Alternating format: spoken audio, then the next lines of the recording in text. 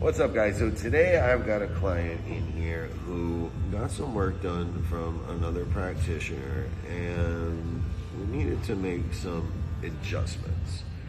So the procedure was looking kind of flat. There wasn't much texture to it because of the method that they used and colors, whatever. It was looking really flat. There's not much texture. The other thing is that it was looking really cold. This procedure is pretty fresh. It's been healed maybe like a month and the color is starting to go really cool. And that's just happening now. So over the months, as it starts to break down anymore, it's gonna look even more blue or cool. So you can see here kind of the difference, right? You can see here how he came to me, and this procedure is looking relatively flat, right? The color is closer to blue than it is a black, the way it plays against his skin tone. Can work a little on the blending and stuff like that, but I want you guys to see how flat this procedure looks and how cold the tone is, right? Compared to what we've added here. So what I've done is gone in with a dark brown so that that orange is going to play against the blue and kind of cancel each other out, so we get this really nice clean heel. So you can see the difference here.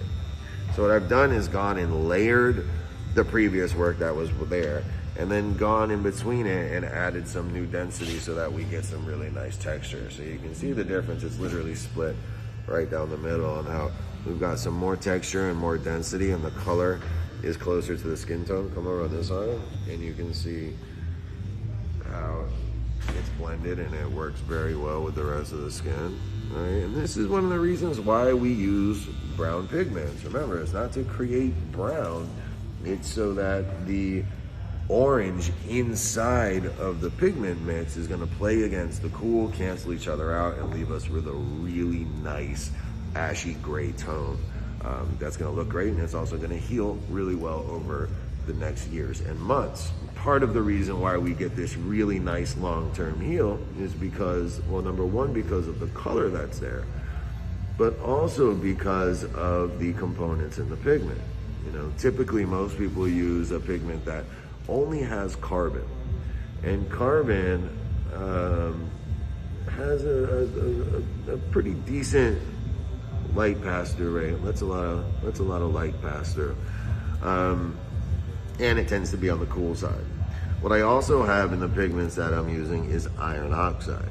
Now, iron oxide, just like a rusty nail, you know, as it ages and oxidizes, it releases some warmth. That's what I call molecular warmth.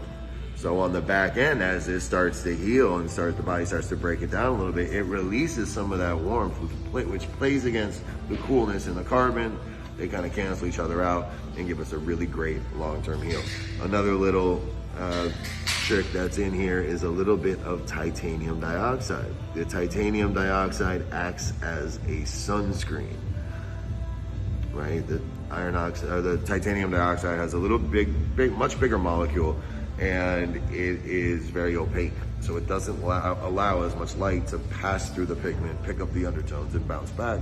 So it leaves us with our color looking a little more true. So the steadiness of the carbon, the molecular warmth that we get from the iron oxide, and the almost sunblock effect that we get from the titanium dioxide, mix that with some proper color theory, and we get a really amazing result today, and something that is going to heal incredibly over the next 3 to 5 years. So yeah, that's a little bit about color theory and a little bit about how we can tweak these procedures to make them a little more realistic, right? Before and after.